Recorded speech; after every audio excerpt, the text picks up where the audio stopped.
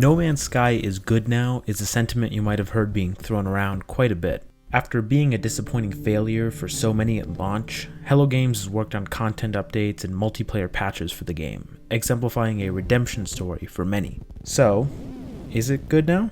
Well, that's a more complicated question than it first appears, at least for me, and I think it breaks down into a few different sub-questions. See, I quite liked No Man's Sky at launch. I see the launch version of No Man's Sky as a victim of sheer scale of marketing more than anything else, as a game made for really a pretty small audience that was suddenly put on a spotlight and given a gigantic marketing push to convince people that it was a great game for everyone, instead of the niche game that Hello Games could feasibly make at the time.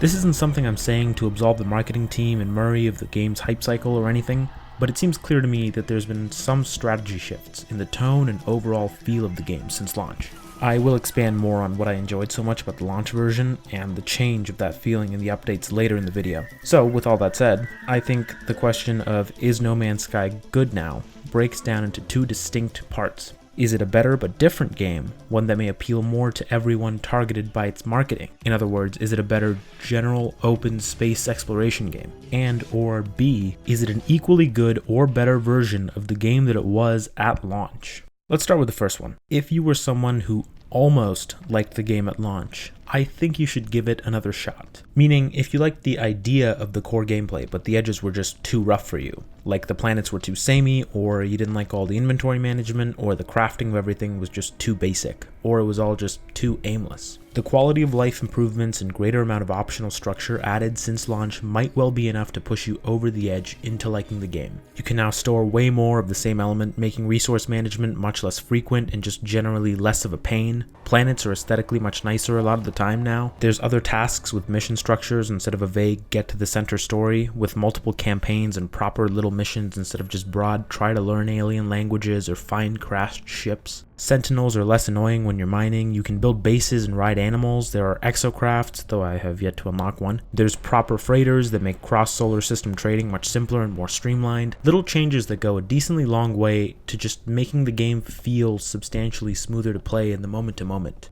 If you didn't enjoy the game because of its core gameplay, however, I don't think you're going to like it that much more. That is, as a single-player experience. The aforementioned changes aren't all that big of a deal to the core gameplay, which still revolves usually around the mining. But there is of course one gigantic change that might make all the difference for you. Multiplayer. This is mainly a video about the experience of playing the game in single player, since that's where the comparison of the game at launch works best. But I can't talk about what changes have been made to the game without discussing multiplayer at least a little. Yes, there is now a proper multiplayer hub with other players walking around, and there are ambient encounters of other players out in the wild.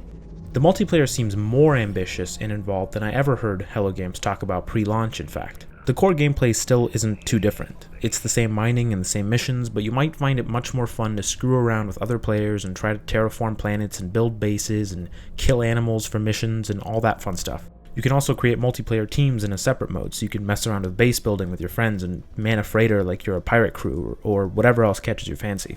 So yeah, the game has certainly become a better space exploration game, but what that actually means for your experience varies dramatically. It's a matter of what you disliked about the original game, how much you value the multiplayer, what specifically annoyed you about the game originally, and so on. But with that out of the way, the more interesting question here, I think, is B. Is it an equally good or better version of the game that it was at launch? To answer that, I guess now is the time to explain why I liked the game at launch. The launch version of No Man's Sky appealed to me as an exercise in loneliness, which I don't really view as a negative. It was about you, an unknown anomalistic being who feels at home nowhere, finding solace only in their ship or a space station, and can only survive elsewhere with help from various life support systems. All other sentient creatures have their place. They have a purpose both meta-narratively and within the game, while you're a lone wanderer in a lonely universe essentially searching for yours. You are both the most important being in the universe, since everything here seems handcrafted specifically for you, and you are the most unique sentient creature existing outside of any other of the major species. And yet you are also powerless to really change this universe in any meaningful way. Also layered on is the additional idea of everything taking place within a simulation in-universe, which provides NPC and procedural generation explanations and almost behaves as a light metatextual commentary. But that's veering way off course. The game is unpolished, really rough around the edges, but it scratches that specific precise itch that I and probably not a lot of other people specifically wanted it to. And yes, before you get in the comments, I know that it's entirely possible that this wasn't intentional theming, but arguing over what I think was intentional design and ideas versus what you think was intentional design and ideas is one of the most boring and pointless ways to spend time that I can imagine. So I'm just going to go off personal experience here. So with all that said, how does Beyond compare to the launch version when viewed with that lens? Well, it's a mixed bag. I think there's more elements added in updates that hinder that original playstyle and experience than there are elements that add to it, but I don't necessarily think it's totally negative. Yes, there are missions which give you more structure to the game, but the missions are largely little distractions which exist to flesh out the game NPCs as being more real and purpose-filled characters. There are defined campaigns with overt story elements, but the vague get to the center that was present originally is still present as one of these, so I don't mind this too much. They're entirely optional. There's vehicles that help you explore more freely and rideable animals with similar utilities. So yeah, a lot of these are just cool to have quality of life improvements. Different little things that help you explore more freely or give you more tasks and add a little bit of depth to its characters and worlds. But then there's also the downsides. First off, the third-person view on its own is not a problem, but I do think letting your character be Gek, Vy'keen, or Korvax devalues the lack of belonging that hooked me on the game originally. Sure, you're still an outsider within the universe, I'm sure it feeds into the simulation theory somehow, but I feel that it makes the player character feel less important, probably isn't the right word, less isolated, I guess. You can abandon your lack of identity and gain a species to call your own anytime you want. There's also NPC changes. In the beginning and the launch, Murray seems to have disliked NPCs in general as a concept. He said Hello Games tried to not have NPCs in the game at all, and you can kinda tell that. All NPCs were completely stationary, and it felt pretty odd. I wouldn't really mind not having NPCs at all personally, but since they decided they needed to have them, I will say their implementation of them left a little to be desired. Now, NPCs can walk around in space stations and outposts, and interact with each other independent of you. This is not something I mind at all. It's actually pretty nice. However, NPCs can also be stranded outside, trapped without their ships, and they can also come out of outposts to check up on landing pad computers and stuff. Side note, I'm not 100% sure that the coming out of outposts to check on computers didn't happen before, but it certainly didn't happen as often as it does now. These I do kind of mind. In the launch game, you are the anomaly. You are the thing searching for a purpose while everyone else seems not content or satisfied, but at least understanding to the part they play in the universe's grand design. Nearly every planet is a hazard to trek through, and no one feels the need to do it but you. Now you have Gek and Vy'keen standing around without even helmets or masks, and it just feels like you're a bit less of a standout because of your autonomy and purposelessness, and more like you're just another cog in a vast machine.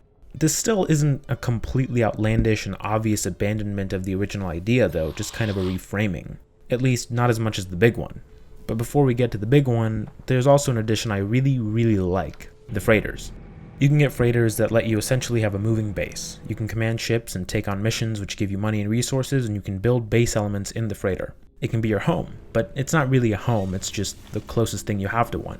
It's still very much a mode of transportation in line with the ideas of the launch game, but it's also really convenient and just feels nice to go back to. So yeah, it's a great addition. But now the aforementioned big one, base building. I personally hate the idea of base building, and the game tries really hard to force you to do it at the start. To me, it feels like it's taking the search for purpose and an exploration to understand where one belongs and basically throwing it away and giving you the tools to belong wherever you want. You get to make a teleporter so you can come back to your home anytime you like, pretty much no matter what system you're in. It feels to me like devaluing the endless journey, which granted makes sense because of how the very concept of the endless journey irritated a decent chunk of people, but I wasn't one of them. Overall, I think a lot of people will like the game much better now, and I find it smoother to play because of a lot of quality of life improvements. But I also never really want to stick around as much anymore. I'm never really in awe of the oppressive but strangely compelling loneliness anymore. After all, other people are only a button press away. So, what does all of this really mean? I've spent a long time now talking about the changes made to the single-player experience since launch and the shift in themes that arise from them. But here in the conclusion, I think it's important to know why it really matters. After all, I think the vast majority of players will like the game much better now than at launch, and people will enjoy themselves more, and that the product is closer to what was promised originally in the hype cycle. But I think there's value in acknowledging that these changes are still a little strange feeling. No Man's Sky is one example of a trend, the trend of what can happen when we relinquish true, physical, singular ownership of something, the lack of true, finished, definitive versions of games, movies, and books in the year 2019. Fix it with updates is a common thing now for sure, but No Man's Sky goes deeper than that, to change it with updates, change it at its core in a huge way. I think it's a change to the core of its ideas and themes, however unintentionally they might have been at launch. Ideas and themes that I personally connected to and enjoyed. Games can now be updated so that their central thematic concepts can be revamped. Netflix can remove scenes from shows and movies after they first air, and reorder the episodes so that your experience is different from someone else's. And books can be sent updates over the air to change content. This isn't just different revised versions coming later. They affect every person who subscribes to the service, or owns a book in a digital format, or owns a game in any form. Imagine if George Lucas could just update everyone's VHS of Star Wars to be the special editions. And I'm not saying it's necessarily a bad thing. The reception to No Man's Sky updates from the vast majority of people is clearly positive, but art that you physically own can now change drastically overnight, and it can be tailored based on reception instead of being an objective product or statement dropped into the world. This doesn't mean that the value and meaning of the work is reduced or tarnished from an objective point of view, but it does call into question its legacy. What is the real No Man's Sky? Or the real Bird Box or 13 Reasons Why? Is it the one with the scenes removed? Or the most recent one? What's the real order of Love, Death, and Robots? These aren't questions with easy answers, just like my feelings on No Man's Sky's updates aren't quantified easily. The bottom line is that works of entertainment and art can be changed by algorithms and fan receptions now. So I guess just hope the algorithms don't change the ones that you personally like and connect to.